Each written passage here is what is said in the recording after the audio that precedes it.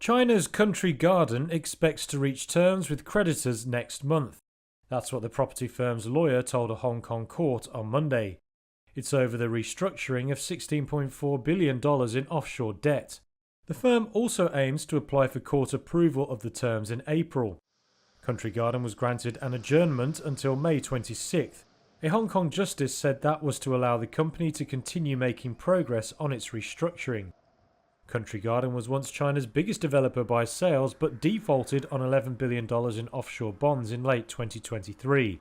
It deepened a debt crisis in a sector that had seen defaults by major peers, including China Evergrande Group.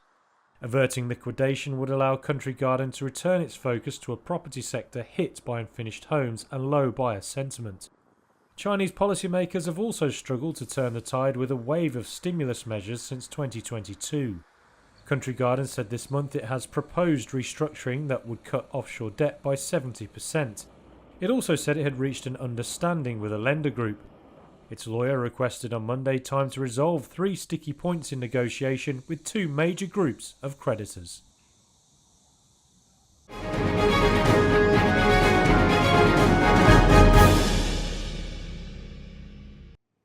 Donald Trump's new cryptocurrency has soared ahead of his inauguration.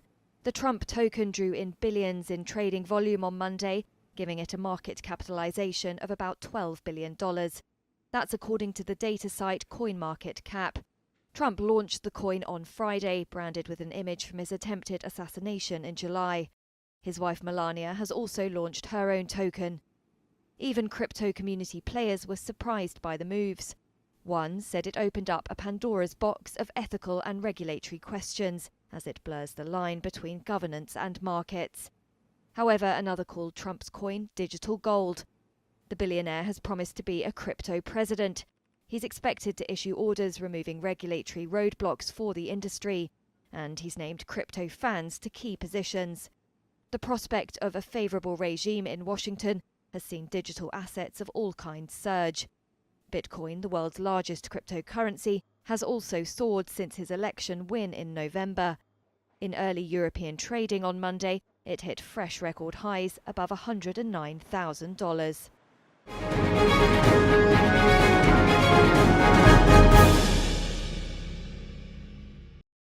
Spain's Santander could be set for a UK exit. A Reuters source says the firm is weighing options for retail banking in the country. They say that's part of a regular assessment, with scaling back just one possible outcome. Over the weekend, the Financial Times reported that Santander could exit the UK market to focus on higher growth regions, including the US. The report said no deal or announcement was imminent. Santander has been a big player in UK banking since its purchase of the Abbey National Building Society 2 decades ago. Now a separate source says Barclays has discussed buying its business in the country. The talks reportedly broke down amid disagreement over a price for the deal, and it's not clear whether Barclays remains interested. In a statement on the new reports, Santander would only say that the UK remains a core market for it. The bank has previously expressed frustration over doing business in the country. Last March, its UK boss told lawmakers that fierce competition and the complex tax treatment for banks were among major issues. Santander has already scaled back operations in Britain, announcing 1,400 job cuts in October.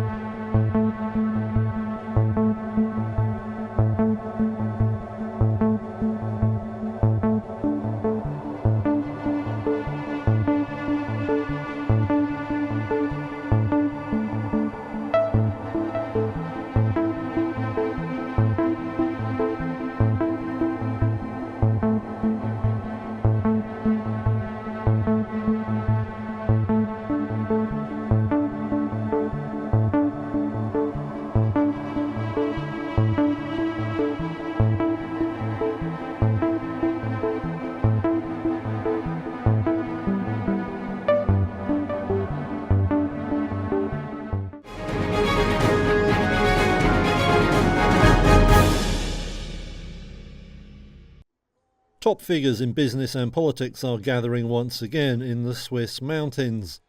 The annual meeting of the World Economic Forum takes place this week in the resort town of Davos. Organisers claim over 60 heads of state and government will be present, with some 3,000 other business and political leaders. But one man won't be physically present, even though he's the centre of attention. Donald Trump is set to address the event by video link. He's been a regular at past meetings, including in 2020.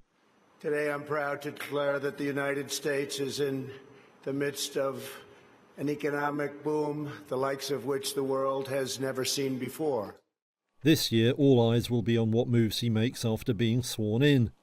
Trump's promise of sweeping tariffs runs directly contrary to the Davos agenda of free trade. Delegates will also keep a close eye on any changes to US energy policy. Ukrainian President Volodymyr Zelensky will be present, aiming to rally support from other world leaders.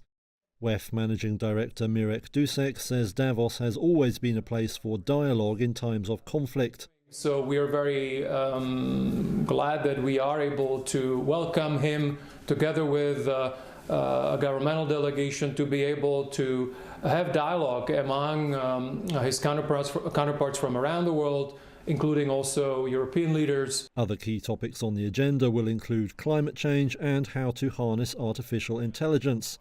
But not all the rich folk gathered in Davos see things the same way. Protesters will make their voice heard too, on the margins at least. Among them is German-Austrian millionaire heiress Marlene Engelhorn. We're here at Davos today because we need to tax the rich. Inequality is soaring, the climate is in a disastrous state. We see what democracies are facing when we don't tackle inequality. And it's not like taxing the rich is the easiest of things, but it's a democratic solution. As the world's wealthy get together, that call seems unlikely to gain traction in the conference halls at Davos.